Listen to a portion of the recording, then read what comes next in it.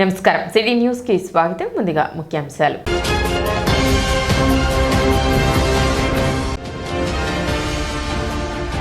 ఎమ్మెల్సీగా పోటీ చేస్తున్న ఆలపాటి రాజేంద్ర ప్రసాద్ కు కాకతీయ కోఆపరేటివ్ సొసైటీ సంపూర్ణ మద్దతు తెలుపుతుంది. సొసైటీ చైర్మన్ డిఎల్ కాంతారావు వెల్లడి.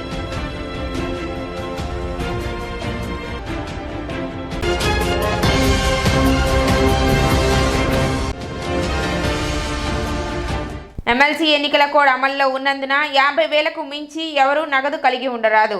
రిటర్నింగ్ అధికారి నాగలక్ష్మి.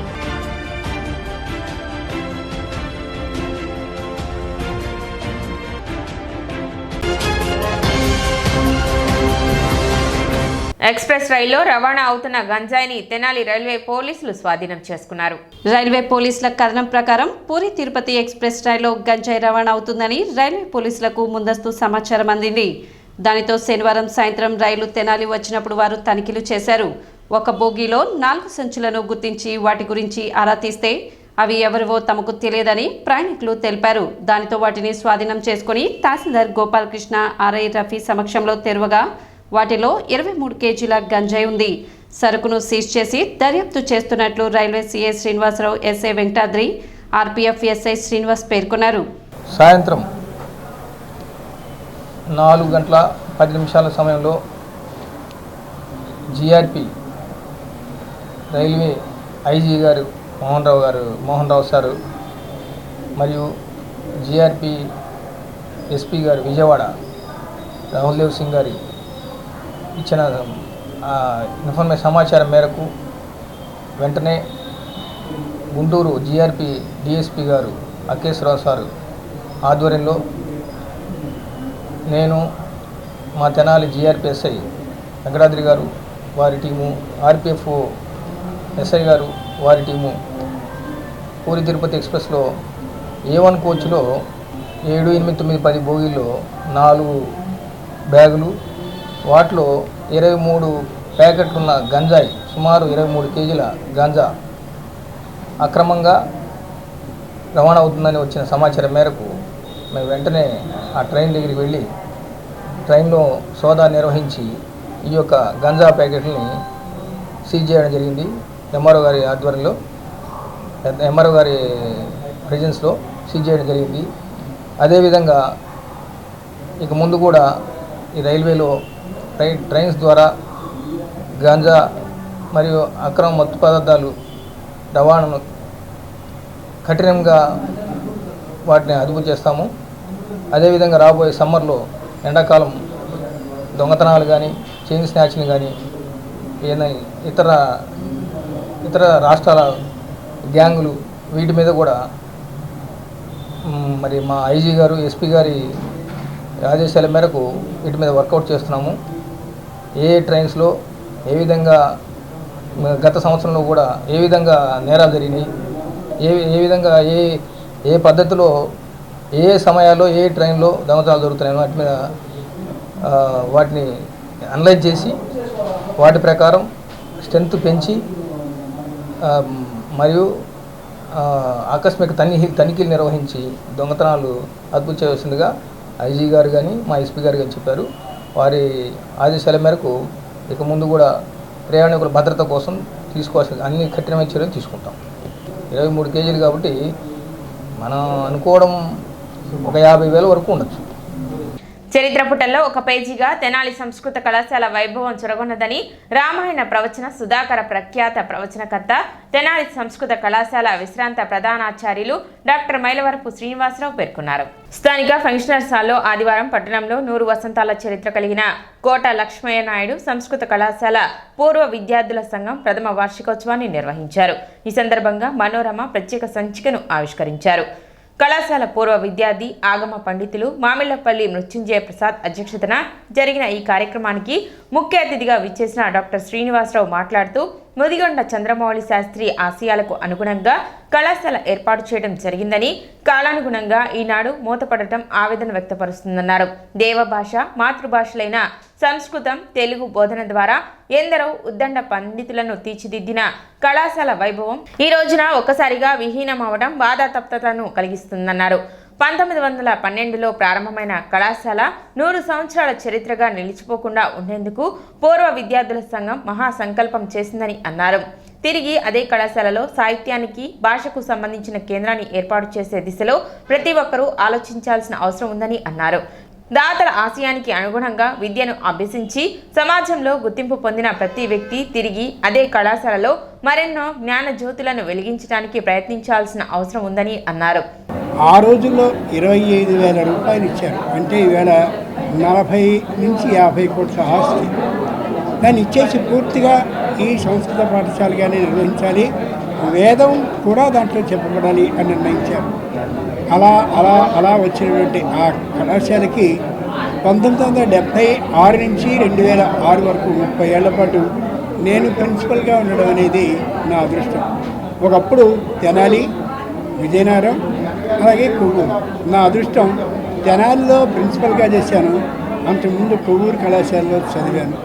అటువంటి ఈ కళాశాలకి ఆ పిల్లలైనటువంటి అందరూ కూడా పూర్వ విద్యార్థులు ఈవేళ ఇంతటి మహోన్నతమైనటువంటి సమావేశాన్ని ఏర్పాటు చేయడం, మనోరమ అనే పేరు కలిగినటువంటి సంచికని ఒకదాన్ని విడుదల చేయడం చాలా ఆనందదాయకంగా ఉంది.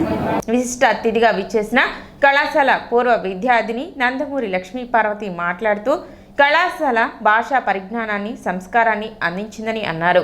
తాను కూడా కళాశాలలో భాషా ప్రవీణ్ చదవడం పూర్వజన్మ సుకృతంగా భావిస్తున్నానని అన్నారు. సాహిత్యాన్ని ఏమాత్రం విడిచిపెట్టనని పేర్కొన్నారు. కళాశాలలో చదువుకొని ఉత్తమ జ్ఞానాన్ని పొందడంతో పాటు ఉత్తమ నడవడికను కూడా పొందగలిగామన్నారు. పూర్వ విద్యార్థులు నిర్వహించిన కార్యక్రమం ద్వారా బాల్యం గుర్తుకు వస్తున్నదని పేర్కొన్నారు. ప్రస్తుత పరిస్థితుల్లో మూతపడిన కళాశాలను కనీసం సాహిత్యానికి సంబంధించిన ఉత్తమ గ్రంథాలయంగా రూపొందిస్తే అది సమాజానికి ఎంతగానో ఉపయోగపడుతుందని సూచించారు. అందుకు తన వంతు సహాయం అందిస్తామన్నారు.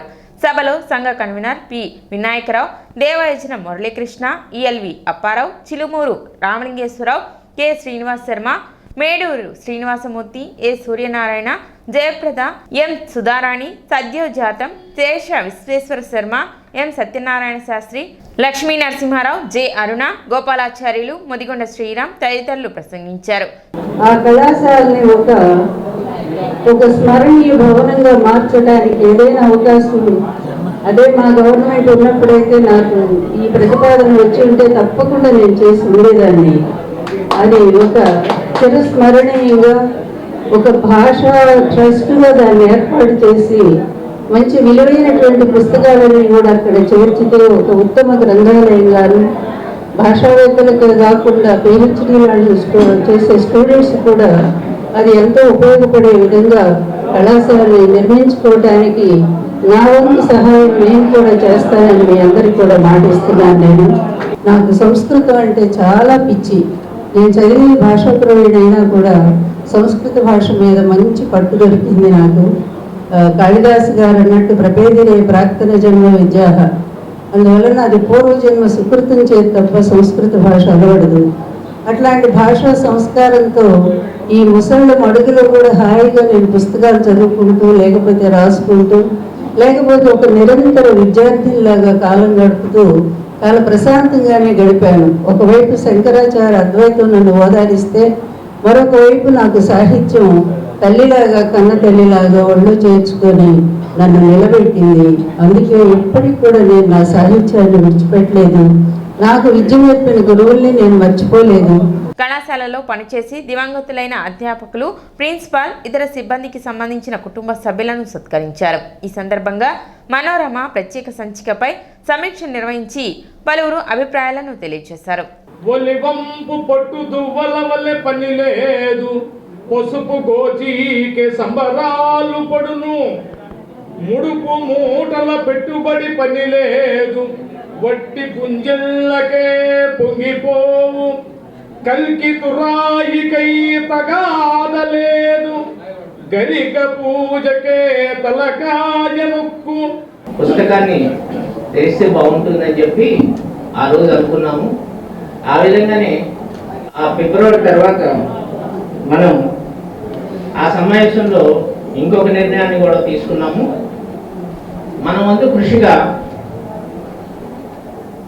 ఈ పూర్వ విద్యార్థుల సంఘం సంస్కృత భాషని కానీ, తెలుగు భాషని కానీ అభివృద్ధి చేయడానికి మనందరం పండితులు, వృత్తి ప్రవృత్తి మనకి అదే కాబట్టి భాషల మీద ఉన్నటువంటి మమకారం ప్రజలకు ఎంత ఉంటుందో మనం వేరే చెప్పనక్కర్లేదు. త్యాగరాజు ఆరాధన ఉత్సవాలు ఆదివారం పట్టణంలో ఘనంగా జరిగాయి. ఉదయం 9 గంటలకు శ్రీ శారదా సంగీతాలయం వారి ఆధ్వర్యంలో గౌరవాజుల ఆంజనేయ శాస్త్రి శిష్య బృందంచే తెనాలి రామలింగేశ్వరపేట భాగవతుల వారి వీధి నుండి రామనామం సంకీర్తనతో ఊరేగింపుగా బయలుదేరి రామలింగేశ్వరపేటలో పుట్ట రాఘవయ్య రైస్ మిల్ వద్ద ఉన్న శ్రీ సీతా సమేత కోదండ రామాలయం వద్దకు చేరి అక్కడ స్వామివారి ఎదుట ఉదయం 10 గంటల నుండి మధ్యాహ్నం 12:30 వరకు త్యాగరాజు పంచరత్న కీర్తనలు, ఉపచార కీర్తనలు, జగదానంద తారక, దుడుగుగల, సాధించునే మనస, ఎందరో మహానుభావులు, గంధము పూయరుగా, నాగుమోము, అనుపంచన్న, ఉపచర త్యాగరాజు కీర్తనలు, గౌరవాజుల ఆంజనేయ శాస్త్రి, లక్ష్మీ సౌజన్య, శ్రీకాంతి, అనుష, సుచరిత, శ్రీరామచంద్ర కార్తీక్ సంకీర్తన చేయగా మృదంగంపై బి సురేష్ బాబు, వయలిన్పై జి శ్రీకృష్ణ అభిరామ్ వైద్య సహకారం అందించారు. ఈ కార్యక్రమాన్ని జి బాలవెంకట నరసింహకుమార్, జి శ్యామ్ కృష్ణ శర్మలు పర్యవేక్షించగా ఈ కార్యక్రమంలో కొండపి శ్రీనివాసరావు, పొన్నపల్లి గోపాలకృష్ణమూర్తి, విఐ నరసింహారావు, కేశవరావు పాల్గొన్నారు.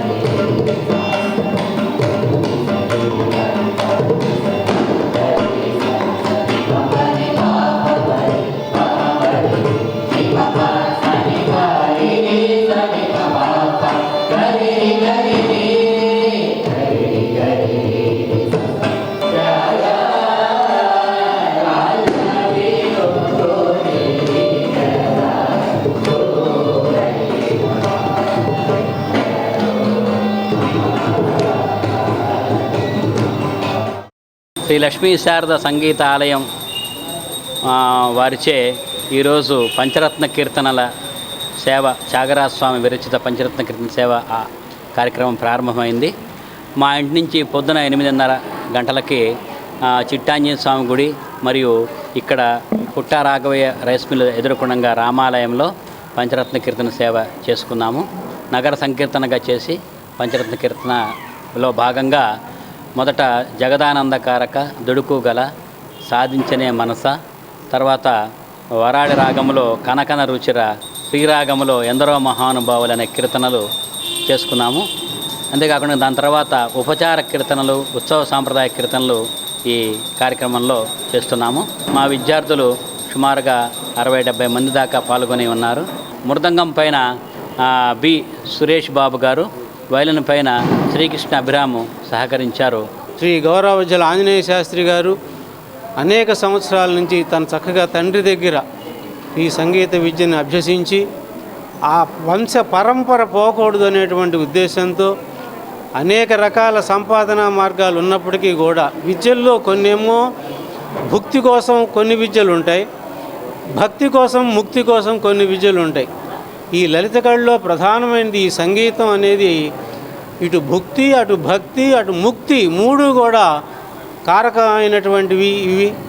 మరి మాస్టర్ చక్కగా పిల్లల్లో చక్కని బీజాలు నాటుతూ ప్రతి సంవత్సరం కూడా ఈ త్యాగరాజు యొక్క ఆరాధనోత్సవాల్లో భాగంగా ఎంతో చక్కగా అంకిత భావంతో పిల్లల్లో మంచి మంచి బీజాలు నాటుతూ చేస్తున్నారు. తల్లిదండ్రులు సహకరిస్తున్నారు. కృష్ణా గుంటూరు జిల్లాలో పట్టభద్రుల ఎమ్మెల్సీ ఎన్నికల కోడ్ అమల్లో ఉన్నందున సరైన ఆధారాలు లేకుండా 50,000కు మించి నగదు కలిగి ఉండరాదని రిటర్నింగ్ అధికారి ఎస్ నాగలక్ష్మి అన్నారు. పరిమితికి మించి నగదు తీసుకువెళితే ఎలక్షన్ కోడ్ ఉల్లంఘన కింద ఆ నగదుని జప్తు చేస్తామని రిటర్నింగ్ అధికారి ఎస్ నాగలక్ష్మి అన్నారు. అలానే అనుమతి, ఆధారం లేకుండా బంగారం, వెండి వంటి ఆభరణాలు, ఎన్నికల ప్రచార సామగ్రి, ఓటర్లను ప్రలోభపెట్టే ఏ ఇతర సామగ్రి రవాణా చేయరాదన్నారు. అలా చేస్తే వాహనాల అనుమతులు రద్దు చేసి కేసులు పెడతామని హెచ్చరించారు. సాయి సేవా సమితి నిర్వహిస్తున్న సేవా కార్యక్రమాలు అందరికీ ఆదర్శప్రాయమని తెనాలి డీఎస్పీ జనార్దన్ రావు అన్నారు. సాయి సేవా సమితి ఆధ్వర్యంలో గత 12 సంవత్సరాల నుండి ప్రతి నెల మొదటి ఆదివారం సుమారు 500 మందికి అన్నప్రసాద వితరణ మెయిన్ రోడ్లో ఉన్న తారా కలెక్షన్స్ వద్ద నిర్వహిస్తున్నారు. ఈ కార్యక్రమంలో భాగంగా ఈ రోజు నిర్వహించిన అన్నదాన కార్యక్రమానికి డీఎస్పీ జనార్దన్ రావు ముఖ్య అతిథిగా పాల్గొని స్వయంగా భక్తులకు అన్నప్రసాద వితరణ చేశారు.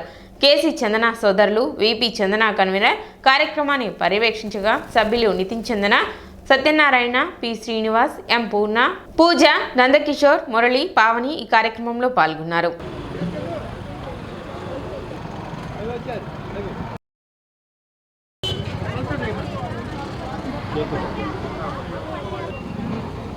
అందరికీ భోజన ప్రసాదము కూర్చుని భోజనం చేయవలసిందిగా ప్రార్థన. ఏ ఆహారం కావాలో ఆ ఆహారమే వెనకాల ఉన్నవారికి దారిగతంగా వాహనదారులకి ఇబ్బంది కలిగించకండి. తెనాలి శ్రీ సాయి సేవా సమితి ఆధ్వర్యంలో అన్నదాన కార్యక్రమానికి నన్ను వీరు ఆహ్వానించారు. ఈ సందర్భంగా సాయి సేవా సమితి వ్యవస్థాపకులు చాందనా గారు చెప్పిన విధానం ప్రకారం ప్రతి నెలలో ఒక ఆదివారం నాడు 500 మందికి అన్నదానం చేయడం జరుగుతుందని చెప్పారు. చాలా గొప్ప కార్యక్రమం. అలాగే తెనాలిలో ఉన్న సాయి భక్తులను వీరు ఓన్లీ తక్కువ ధరకే టికెట్ వసూలు చేసి షిరిడి తీసుకెళ్ళి దర్శనం చేయించి తీసుకొస్తారని చెప్పారు. చాలా గొప్ప కార్యక్రమాలు చేస్తున్న వీరిని అభినందించడానికి ఈరోజు నేను ఈ అన్నదాన కార్యక్రమానికి వచ్చి వారిని అభినందించడం జరిగింది. వీరి భవిష్యత్తులో కూడా ఇట్లాంటి మంచి మంచి కార్యక్రమాలు చేయాలని కోరుకుంటున్నాను. మొదటి ఆదివారం కానీ రెండో ఆదివారం కానీ సుమారుగా 450 నుంచి 500 మందికి అన్నదాన కార్యక్రమం చేస్తాం. అలాగే ప్రతి నెలలో షిరిడి యాత్ర కూడా ఒకటి పెట్టుకున్నాము. శ్రీ చాందనా గారి ఆధ్వర్యంలో 4000 రూపాయలు తీసుకుని షిరిడి శనిసింగనాపూరు వ్రతము దర్శనం అన్నీ దాంట్లోనే వస్తున్నాయి. అలాగే రూమ్ కూడా అక్కడ ఏర్పాటు చేస్తున్నారు. భోజన సదుపాయాలు ట్రైన్ ఎక్కిన కాడి నుంచి అన్నీ వారే చూసుకుంటున్నారు, వారే చేస్తున్నారు. టికెట్ రిజర్వేషన్ కానీ మొత్తం ఆయనే 4000 రూపాయలు ఇస్తే అన్నీ ఆయనే చూసుకుని తీసుకొస్తున్నారండి. అట్లాగే ఈ వేసవకాలం వస్తే మంచినీళ్ళ సదుపాయం కూడా ఒక 10-15 కాడ మంచినీళ్ళు ఇవెట్టి దాంట్లో వాటర్ అది కూడా మేమే సప్లై చేస్తున్నాము సలివేంద్రం లాగా. అట్లాగే ఏదైనా పేద విద్యార్థులు ఉంటే వాళ్ళకి ఒకళ్ళకు ఇద్దరికి సంవత్సరానికి ఫీజులు కడతాం కానీ బట్టలు ఇవ్వటం కానీ అట్లాగే వృద్ధాశ్రమం ఒకటి ఉంది. దాంట్లో కూడా మేమే మొత్తం సాయి సేవా సమితి తరఫున వృద్ధాశ్రమం కూడా మెయింటైన్ చేస్తున్నామండి. ఇప్పుడు చిన్న విరామం.